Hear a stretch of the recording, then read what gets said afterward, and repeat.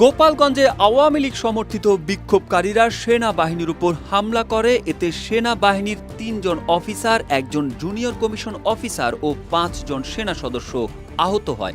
বিক্ষোভকারীরা সেনাবাহিনীর একটি গাড়িতে আগুন ধরিয়ে দেয় এবং এক সেনা সদস্যের অস্ত্র কেড়ে নিয়ে মিছিল করে। এ সময় বিক্ষোভকারীদের ছত্রভঙ্গ করে পরিস্থিতি নিয়ন্ত্রণে আনার জন্য সেনা টহল দল ৪ রাউন্ড অ্যামুনিশন ফায়ার করে।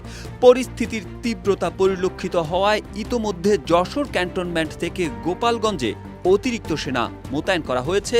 কঠোর অবস্থানে সেনাবাহিনী।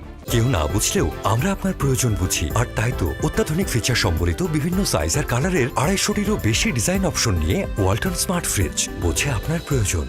ঘটনার বিবরণে জানা যায়, গতকাল বেলা ৩টায় গোপীনাথপুর, জালালাবাদ ও নিজামকান্দি ইউনিয়ন আওয়ামী লীগের আয়োজনে বিপুল সংখ্যক মানুষ ঢাকা খুলনা মহাসড়কের গোপালগঞ্জ সদর উপজেলার গোপীনাথপুর এলাকায় সড়ক অবরোধ করে বিক্ষোভ করতে থাকে। এতে রাস্তার দুই পাশে আটকা পড়ে শত শত যানবাহন।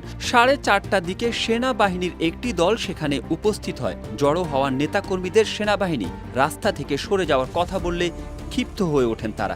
এ সময় তারা সেনাবাহিনীর উপর ইট পাটকেল ছুটতে থাকে। এক পর্যায়ে সেনাবাহিনীর সদস্যরা জনতাকে ছত্রভঙ্গ করতে লাঠি পেটা করলে স্থানীয় জনতা আরও ক্ষিপ্ত হয়ে যায়। এক পর্যায়ে বিক্ষোভকারীরা হামলা চালিয়ে সেনাবাহিনীর জিপ গাড়ি ভাঙচুর করে আগুন ধরিয়ে দেয় এবং কয়েকটি পরিবহন ভাঙচুর করে। বিক্ষোভকারীরা সেনাবাহিনীর একটি স্টেন গান ও গুলি ভর্তি একটি ম্যাগজিন ছিনিয়ে নেয়। পরে এক পুলিশ সদস্য সেটি উদ্ধার করে গোপীনাথপুর ইউনিয়নের সাবেক চেয়ারম্যান শরীফ আমিনুল হক লাচ্চুর কাছে জমা রাখেন। সেনাবাহিনীকে খবর দিলে সন্ধ্যা ৭টার দিকে সদর উপজেলার শরীফপাড়া পেট্রোল পাম্পের সামনে থেকে কর্নেল সাফায়েতের কাছে অস্ত্রটি হস্তান্তর করা হয়। সন্ধ্যা 6:45টায় আন্দোলনকারীরা অবরোধ তুলে নিলে সড়কটিতে যান চলাচল স্বাভাবিক হয়।